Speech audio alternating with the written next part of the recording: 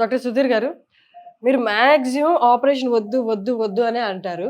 కానీ బయటేమో అంత రివర్స్‌లో వినిపిస్తది. ఫస్ట్ ఆపరేషన్‌కి ఎళ్ళిపోండమ్మా. ఇప్పట్లో ఆపరేషన్ ఏముంది అంతా నార్మలే గదా! అంటారు. మీరది నార్మల్ కాదు అంటారు.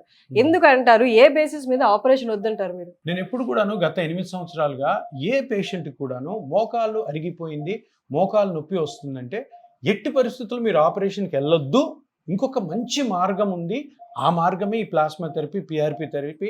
ఇప్పుడు చూడండి, ఈ మిషన్‌లో దీన్ని ఫ్లోరోస్కోపీ మిషన్ అంటాం. ఈ ఫ్లోరోస్కోపీ మిషన్‌లో ఏం కనపడుతుంది? ఇది మోకాలు జాయింట్ ఇది. ఈ మోకాలు జాయింట్‌లో మామూలుగా ఆపరేషన్‌లో ఏం చేస్తారు? ఇక్కడ నుంచి ఇదంతా కూడా తీసేస్తారు. ఇది చూడండి ఎంత భాగం తీసేస్తున్నారు.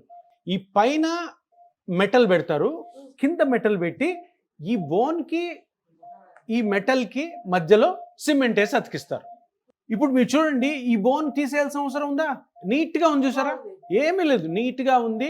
ఏ విధమైనటువంటి డిస్టర్బెన్స్ లేదు. ఈ బోన్ చూడండి, ఈ బోన్ కూడా ఏ విధమైన డిస్టర్బెన్స్ లేదు. డిస్టర్బెన్స్ ఎక్కడ కనపడుతుంది? ఇగో ఈ ఏరియాలో కనపడుతుంది. ఏం డిస్టర్బెన్స్ కనపడుతుంది?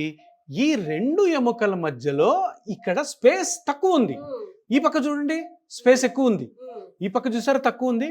అంటే ఇక్కడ ఉండాల్సిన స్థలము కంటే ఆ స్పేస్ తగ్గడం వల్ల ఈ రెండు ఎముకలు ఈ పార్ట్లోనే రబ్ అవుతున్నాయి. మొత్తం మోకాలులో ఇంత చిన్న పార్ట్లో ప్రాబ్లం ఉంటే ఇదంతా ఎందుకు తీయాలి అంటే, ఇంతకు ముందు ఒక 5-6 సంవత్సరాల క్రితం వరకు ఈ సర్జరీ ఉంది.